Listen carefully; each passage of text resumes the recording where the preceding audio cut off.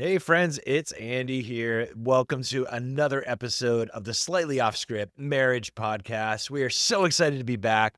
Today, Bethany and I are going to have a conversation about something that never causes any conflict or challenges in marriage. Maybe just the opposite. We're talking about money. I think this is kind of a fun take on it though. And we look at 4 categories. Things that we have chosen in our family and our marriage to skip, things that we have chosen to save on, things that we have chosen to spend on, and things that we have chosen to splurge on. And along the way, we have some laughter, we have a good time, and we hope you will too. So let's jump into this week's episode.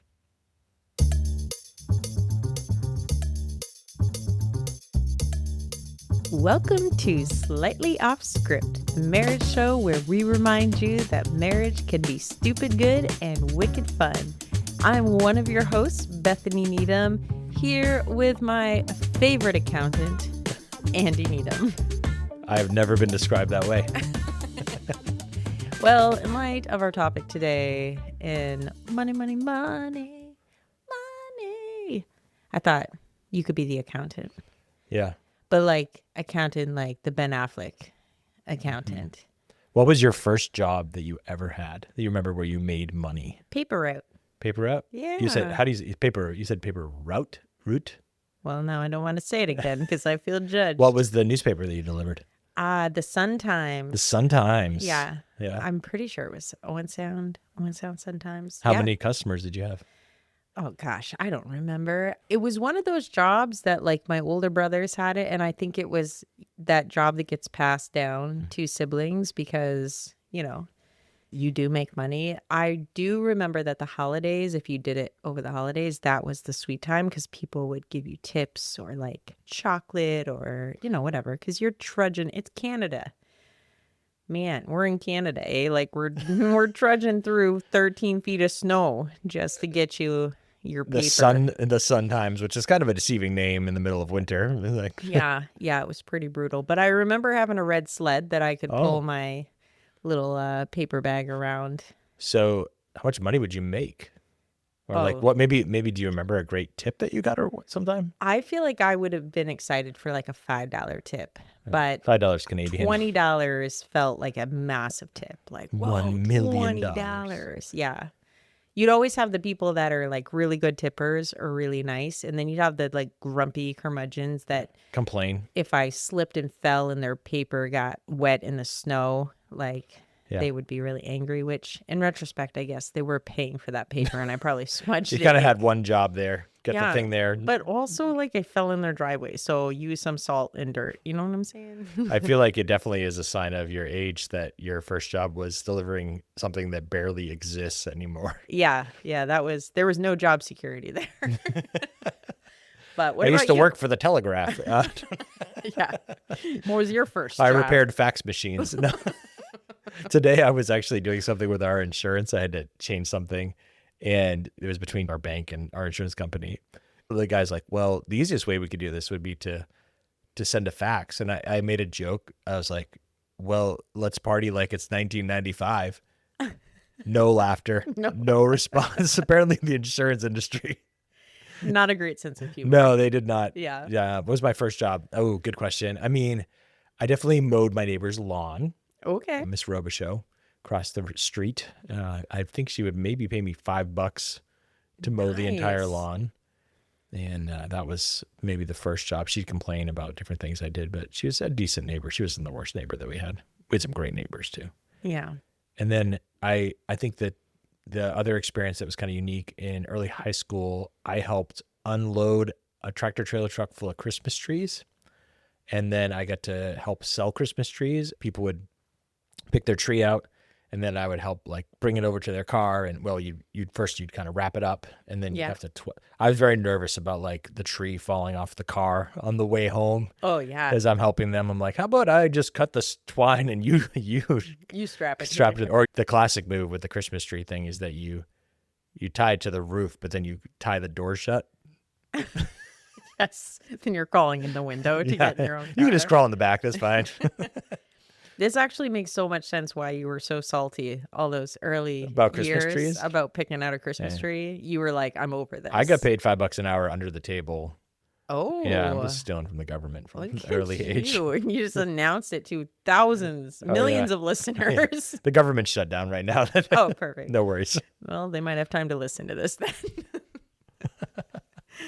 That's funny. All right, what are we talking about today Well, then, we're going to champ? talk about some things in our marriage in terms of money that we have thought about, things that we have skipped, so that were just not important to us, or we intentionally made a choice not to invest in them. Or So we were too broke. yeah, that was probably the more likely one. So things that we skipped, things that we saved, and by saved I don't mean like saved money, like collected money, but like we were thrifty, Got we it. were frugal, we were New England Yankees. And then third would be things that we chose to spend on. So things that we were like, we're going to put some resources into this. Got it. And then the final one is things that we chose to splurge on. So like Love it. could be extravagant, and maybe we'll get some flack for what we decided. Oh, maybe. But sometimes you just got to treat yourself. That's what I'm telling myself. That's what you tell yourself 4 days a week at Starbucks. Yes, exactly. Treat yourself. Ends in a again. It's a Tuesday. You know what that means. Refresher. Never thought about that. That's not Tuesday. I tried to send like very gentle text like, hey, hope you're enjoying your Starbucks. And I'm like, I am. Oh, wait. My bad. I'm not, I try not to be passive aggressive. I just try to be aggressive. Okay. They have to be connected to our family life. You know, obviously this podcast is about our marriage, but some of the things we're going to talk about could be more in the phase when we're raising kids or things like that. Yeah. So, yeah. So things that we chose to skip, and you brought up right away that we actually skipped a lot of things that are commonly spent on for our wedding. Yeah. We'll go all the way back to the beginning on this one. The The beginning OG. of our marriage. And some of this was because we were not coming from money. We didn't have a lot of money. We were, starting our marriage and full-time ministry, camping ministry, where the big bucks are. But I do think that looking back, I don't have regrets on this, that we skipped a lot of things. And part of how we were able to skip is the generosity of people in our lives. So, Yes. For photographs, we just had, a family member with a camera, and that one did end up biting us in the butt because We lost a roll of film again. yeah, Newspapers and rolls of film. We're dating how long we've married. we didn't here, get a lot of photos out of that, but it's fine. And then like my wedding dress, I borrowed from my sister-in-law at the but time. married in a borrowed dress. Yeah, we had a friend that made the cake for us. And Do you remember ballpark? I have a number in my mind. How much money we actually spent on our wedding. Now, when we say this number, mind you, we were given, which is often the biggest expense, the facility did not cost us. But do you remember relatively? In my mind, I'm thinking it was probably somewhere between 1,500 and 2,000. Yep. That's Yeah. pretty close. I think it was Total. yeah. That included the rings. Also the honeymoon, because that was a gift. True. So pretty wild. Yeah. I mean, we were very young. I always remember like opening up the cards. We had a pretty big wedding too. Even Yeah. like you say that number and people are like, oh, there must have been 4 people at the wedding. No, there were over 200 people at our wedding. And I remember opening up the cards and being like, we're rich. Yeah, it was pretty wild. So that was definitely something that we skipped. We skipped having the big fancy wedding with, because it was a very simple wedding, kept it simple and saved where we could. And Thankful for all who were generous to us. yeah. So And here we are, still married, even in a borrowed dress. So other things we'll talk about in skipping. One was related to when our kids were in sort of that elementary, middle school, high school age. And we tried our best. And I think our kids were always involved in different things. I mean, some of it would be like church musicals. And Josiah always played baseball all the way growing up. He played some rec basketball. Mercy tried some dance and gymnastics. So when we say this, it's going to sound like, oh, we deprived our children. But we did not invest in year-round travel sports. That was a choice. I mean, again, some of these things I say a choice. I don't know if we even had the money if we wanted to. no, definitely did not. And not just travel sports. We really did. And this was a choice that we made. Some of it was just our ability to balance those things with our other commitments. But our kids were at an age where these were like travel sports, Yep. gymnastics, dance, all like there was all this extracurricular activity happening. But you were traveling full time with a band. I was working full time at the church. There really, like, it was a decision to, we didn't want every night to be us running around trying to shuttle kids here and there. And I don't know, maybe our kids would say that they were deprived, but I have to say I look back on it and that's another thing I don't regret. I mean, they're not going to play Olympic sports or anything like that because obviously we held them back. They But weren't, even if we did spend the money. however, I think that one of the things that we did still get to have was dinners around the table. Mm. Like skipping those things in some ways sort of salvaged other things for many more years than I think we would have had them if we were running around chasing the kids' schedule. So, Yep. And that comes back to something we've talked about in the past about not having a child-centric home. And we definitely tried our best imperfectly to give our kids lots of opportunities to try different things. They went to summer camps. They went on mission trips. They were part of drama at school, sometimes drama in the classroom, but also the drama club, all those type of things. So yeah, that's a good one. And then you also brought up that we have been very frugal and skipped a lot of house upgrades. Like we tend to do a lot of painting of things and sort of redecorating. We definitely, in our first house, which we may talk about a little bit more later, we did. I don't want to remove any more wallpaper in the rest of my life. I feel like I've met my quota. And we did a lot of sweat equity, but we honestly, even though we've done a lot of work to houses, there's only been a few times that we've done like major projects. That tends to be like every decade, not like every other year, something like that. Again, some of it's just the constraints of those are pretty significant investments.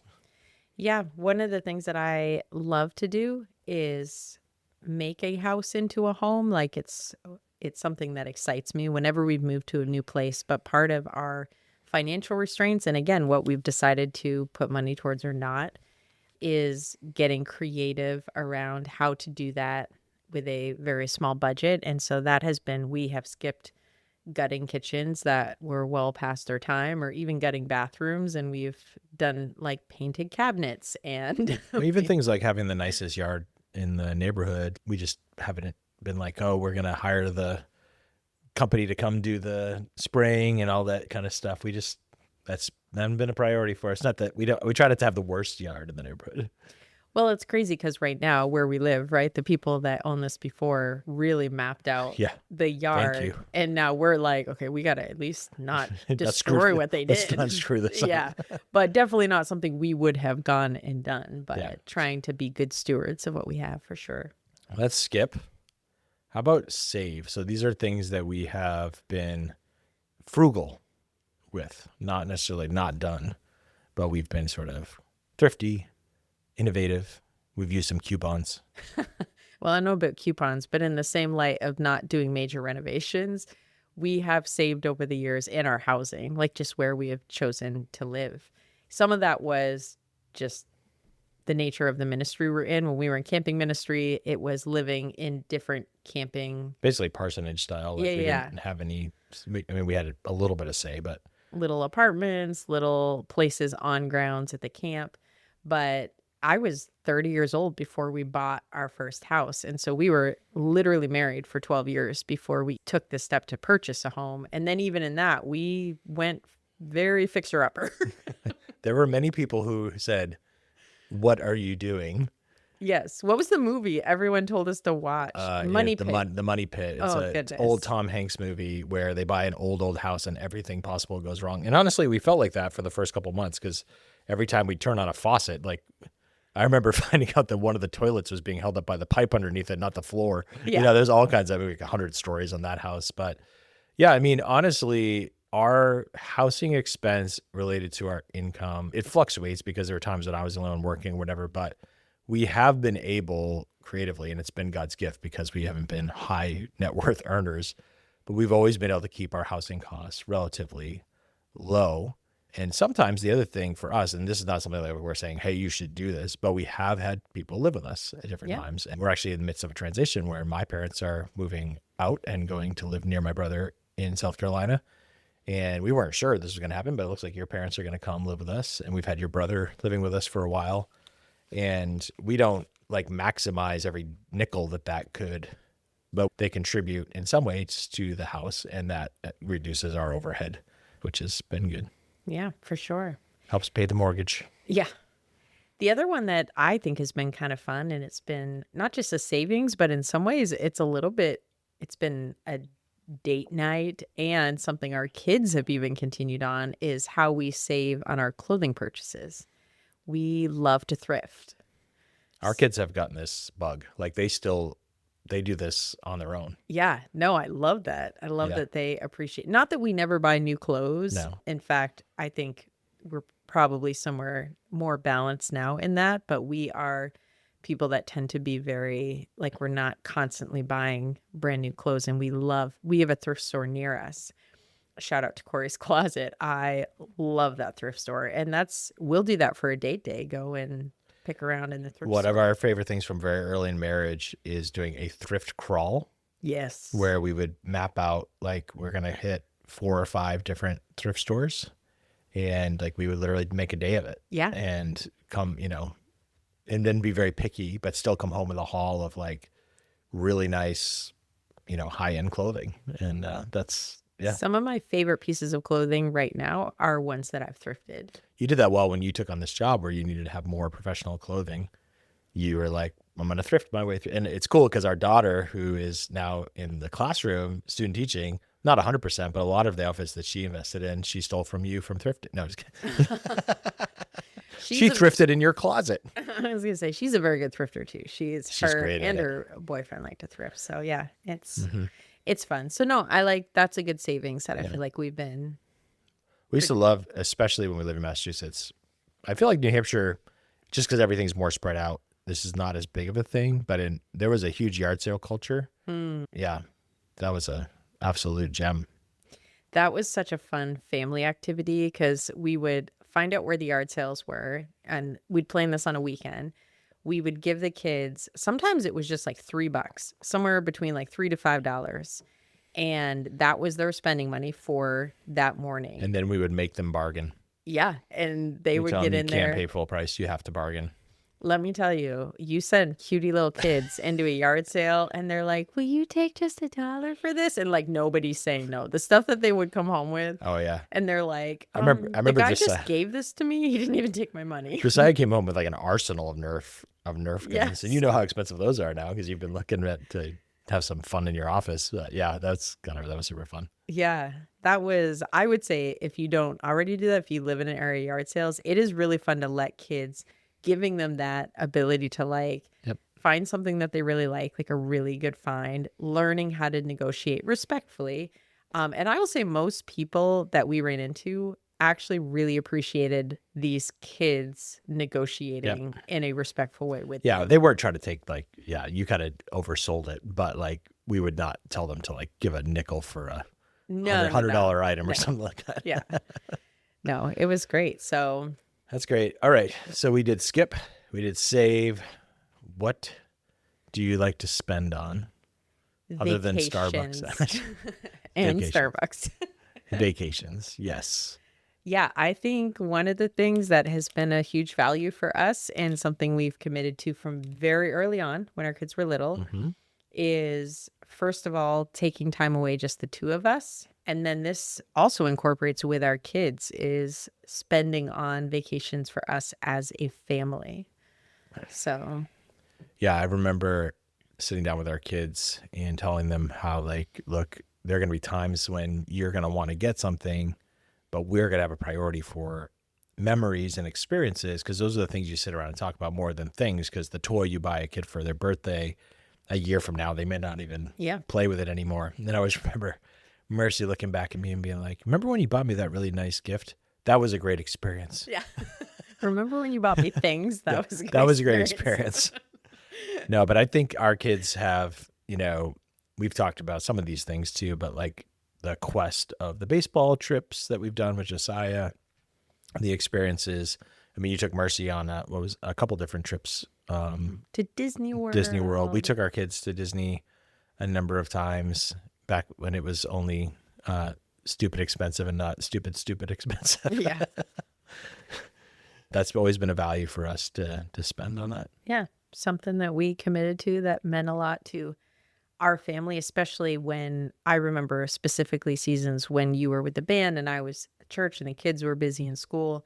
For us to go away for a week and just have time together as a family was a worthy investment, and just to have fun all together.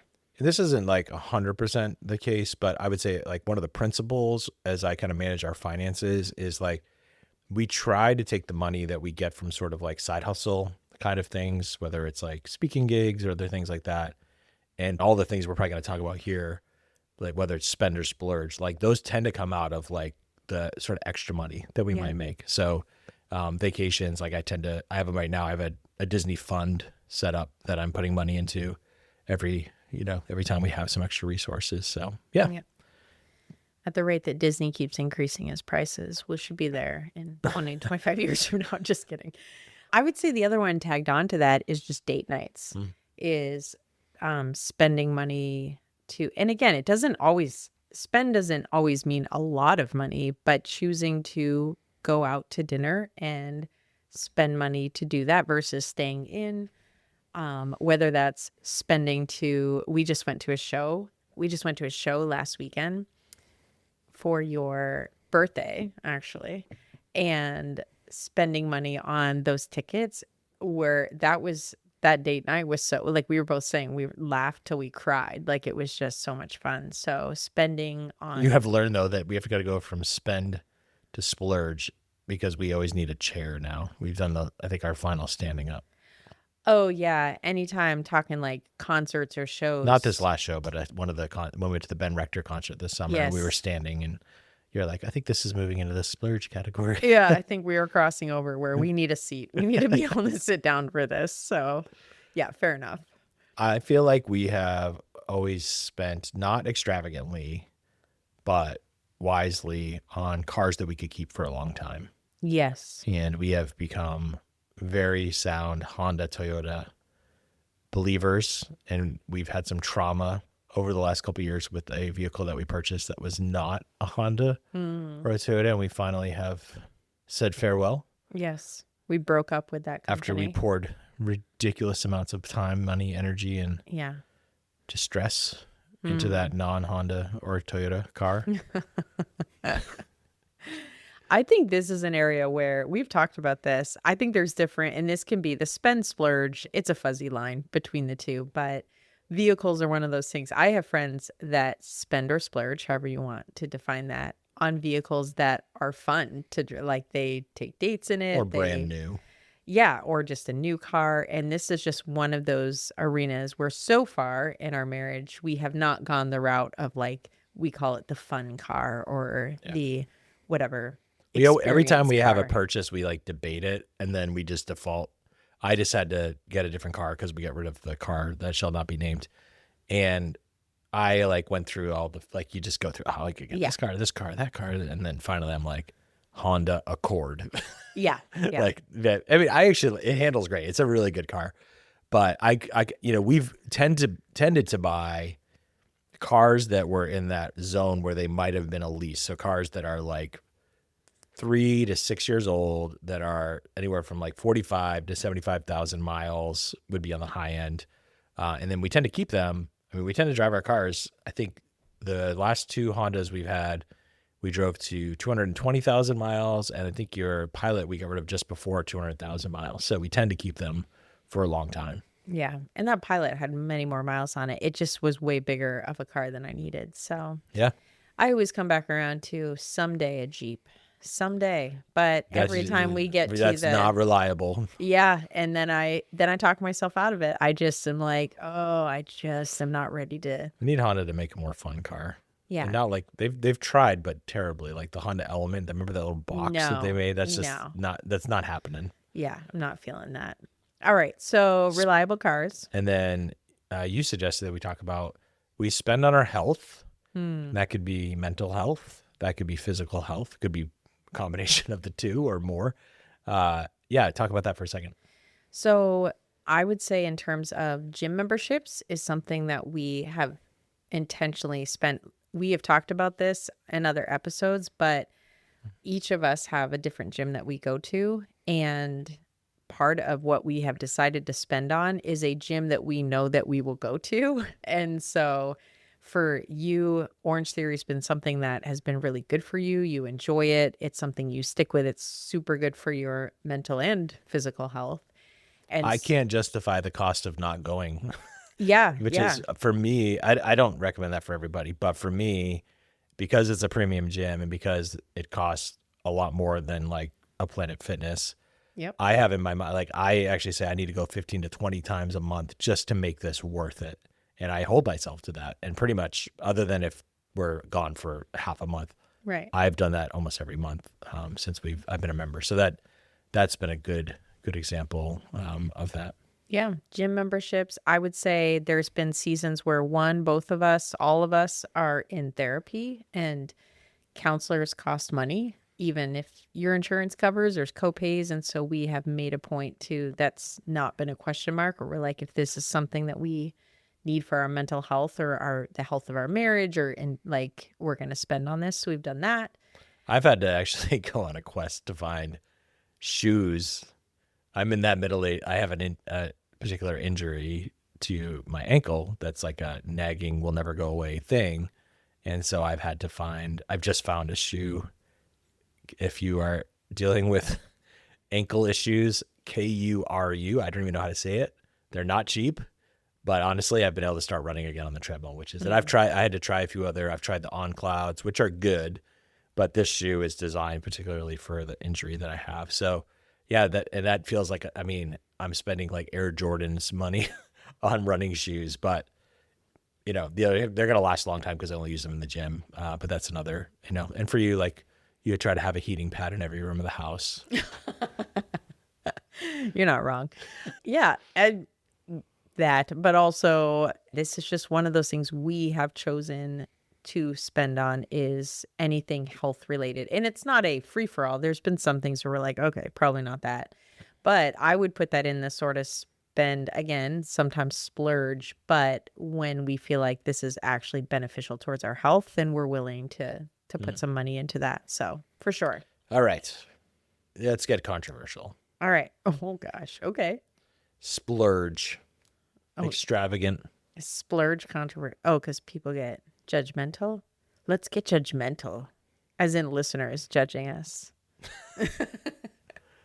You can send your judgments to Andy at Andy Needham. All right, I'll go first because this is kind of, I'm the most guilty of this. I love to give gifts and I have to be careful.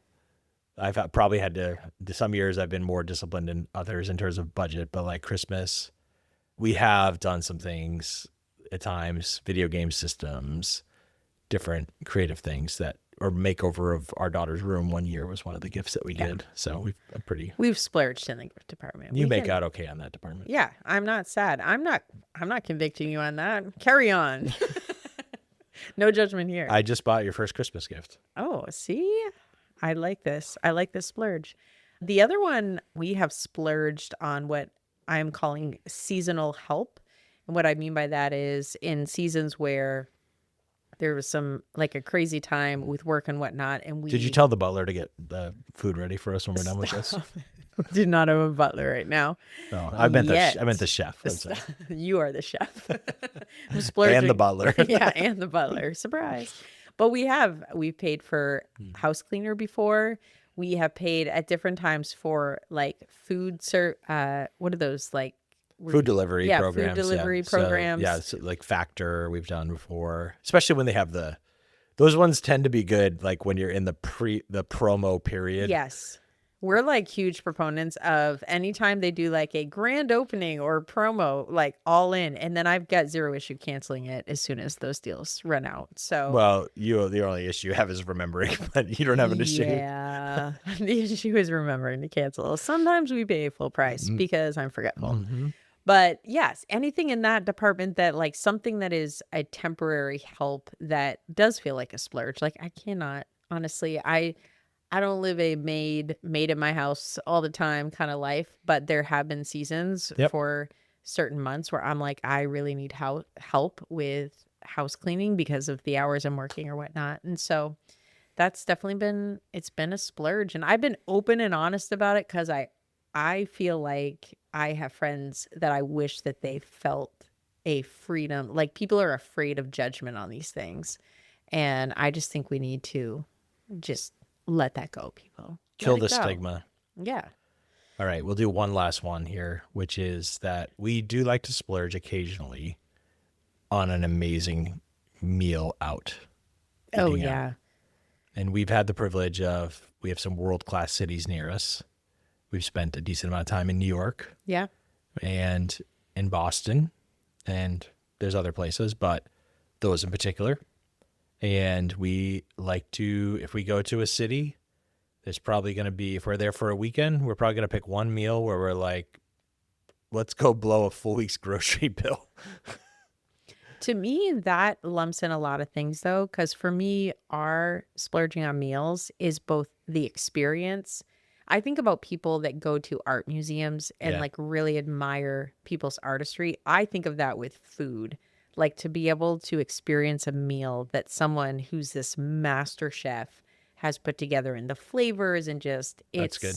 it's a whole experience. And so yeah, I do not mind a splurge on that. What's been one of your favorites? One of my favorite meal Yeah. splurges. Oh gosh, so I tend to, when it comes to restaurants, there's two things. There's obviously the food is a big one, but also the aesthetic or the ambiance, the just the vibe of a place. Vibe. I love that word. Yeah, so I'm always those are the two things I'm judging pretty hard. And that's even more than service. Honestly, service is pretty low on the list. I hope they have good service, but the vibe and the food. And I would say New York City probably tops. There's been a number of places in New York City that we have gone that have nailed both of those, where it's got a really cool vibe, and then also the food is just absolutely All right. phenomenal. So for me, one of the best, we were in New York City. There's a few places in New York that we've been that I'd have to look up, but there was one that came to mind. We were there on St. Patrick's Day, which was also super cool. And we went to McCormick and Smicks. And there's, I bet I said that wrong, but I'm close enough that you could Google it and probably find it. And there is one in Boston, but the New York is like the OG.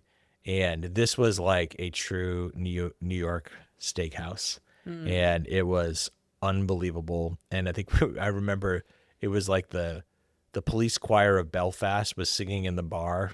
It was like one of these like from a movie scene Yeah. kind of meals, and it was outrageously expensive. That was an amazing one. Another one, this ties into the travel one, but I remember being in Portugal, and we had a lot of great food in Portugal. But I remember ordering a tomahawk steak there Yeah. in like a ocean side restaurant. And that didn't even end up being a splurge because that whole meal was so It's like cheap. $50 or It's something like that. Yeah. insane. Yeah. So yeah, I don't know. I think part of it is like my mom was a cook, so like we would do good food in our house, but like we never say never, like rarely would we eat out. And if we did, if it was something other than McDonald's, that was like crazy. Oh yeah, there's 5 kids in my family, and a pastor's family. Yeah. The best food we had was a church potluck. So Yeah. I think that's where potlucks got invented by pastors who needed Pastors' to kids. feed all their kids. That's They're good. like, let's make it a church affair. Yeah. Feed So my children. I've been thankful for that opportunity. And like even on this cruise that we're going on in December, we splurged a little bit to go up to a room that has like a private restaurant Yeah. with it, which is kind of nice. And that sometimes the price of that is not that much more, which it isn't on this one. Other times it's unreachable for us, but yeah, that's going to be fun. Well, and I think the purpose of this isn't like, "Oh, look what we do and don't do," but sometimes is to think about in your marriage and family. I think spending, saving, all of those things, sometimes it's good to come back to what are the values when we look at our money and where we're spending. Are these the things that are like aligned with our values? Because my experience with kids, especially, is if you're not careful, money just starts flowing out the door for every little activity and event and thing. Money will always find a home. Yeah. Yeah. We didn't talk about generosity, which is another thing. Like we support some missionaries and obviously support our church. There's been seasons where like we talked about this with like our wedding and early in marriage where like we didn't have a lot to be generous with. Like it Yeah. was very, very small. And I think we're thankful that we're, able to be a little bit more generous now, which is great. And sometimes that generosity is just that you're in a place where, like, if you go out with a single friend, that more often than not, you can cover their coffee or things like, just Yeah. small acts of kindness. I think another thing to think about in all this, though, is like we talked about all the things that we're aligned in. How would you counsel somebody when your skip, your save, your spend, and your splurge do not align with your spouse? Oh, I would assume that everybody goes through this at some level. We've had plenty of hard conversations where you're saying skip and I'm saying splurge, or vice versa. You're like, let's splurge. And I'm like, no, this needs to be a skip. And so I think when you're going to run into those times and navigating them in terms of being respectful and how you approach them, and also, I'm trying to think of a specific example to be helpful. The dumb one that comes to mind is just because we mentioned it. I definitely can struggle with being way too, I want to splurge on Starbucks, treat myself. Like I'll get into these rhythms where, and it's not good. Like it can be a waste of money. And so you have had to be like, and you're actually very gentle with your nudges of like, hey, so just notice that the Starbucks bill, you're draining the card. And for me, it's sort of being willing to check myself and be like, okay, I got to rein back. But I would say somewhat is maybe bring whatever it is that you're not agreeing on, bring it back to your values and weigh it out. Like, is this something that truly aligns, or is it one person just For most of us, one of us is going to be the gas and one's going to be the brake. And you right? need both of those things. And that's a good analogy because I was going to use the example of when we were buying your CRV, that we had two different vehicles, which were pretty similar. One was a little higher mileage than the other. So, like, very pragmatic Andy was like, I want to get the car with the lower mileage that is not like one tier down in terms of like the features. Right. And you were like, no, I really want the other one. And, there are times when I think that if that delta was huge, if it was like twice the price, I need to kind of just make a case here that we have to do the practical thing. But the difference wasn't that big. And it was one of those times where I'm like, I only really have the hesitation because I want the best deal here. And it really is not going to make that big of a difference in the end. And so you won. I don't even remember my argument. I feel like it was the colors. Like, I'm driving this thing, and honestly, It was a blueberry, but it didn't have quite as many bells and whistles or Oh, whatever. gotcha. So it was whatever. And yeah, obviously that was you won, so you don't really remember that. Yeah. No, but I think having that communication and then really weighing out like where's my hesitation, where is my sort of desire. They're really important conversations, and we're still figuring that out. But yeah, that's good. Anything else you want to say? I don't think so. I hope this was helpful for people. It was kind of, in a weird way, a fun thing to process through because Yeah. these aren't things we sit around and I think think it's a about good all the time. conversation to talk about in your marriage. Like, what are the things you want to skip? Yeah. Or you already are, and like maybe celebrate that. Or what are the things that you don't really care that much about spending money on? And what are the things that you're like, hey, if we have an extra dollar, we want to put it into this? And what are the things that, and it may be aspirational. Maybe you're not there in your marriage right now, but you're like, right now I'm looking 25 years of marriage is coming up, and I'm like, I want to splurge on our 25th anniversary trip. And so I'm Yeah. actually doing some things right now to set us up so that splurge won't like set us back financially for a long time. But those are really good conversations. So yeah. Yeah. Well, grateful for all of you who listened. Thanks for hanging out with us today. Absolutely. We will be back. Yeah. Bye. Bye.